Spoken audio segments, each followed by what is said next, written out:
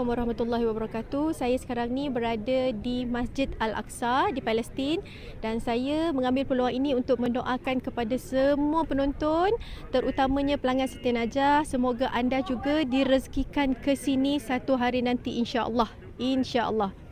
Terima kasih banyak-banyak.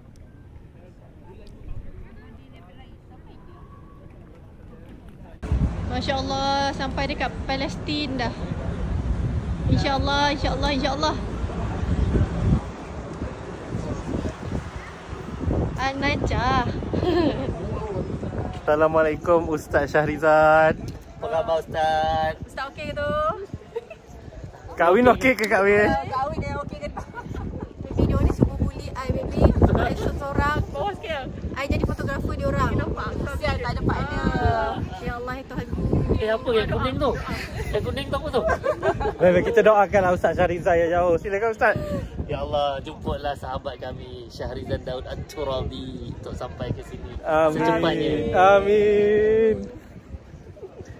Kalau yang dekat bawah kubah kuning tu, diorang panggil Dome of the Rock. Jadi kepada anda yang percaya sangat-sangat kepada batu tergantung tu, janganlah percaya, ubah kita punya fikiran. Tak ada pun sebenarnya yang batu tergantung, yang ada hanyalah ada lubang di bawah batu.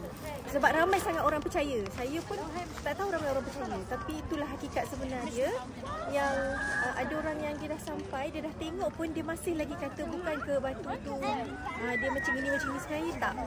Boleh tanya, refer dekat ustaz-ustaz ataupun para asatizah yang selalu datang ke Aqsa. Okey? Jangan baca masa.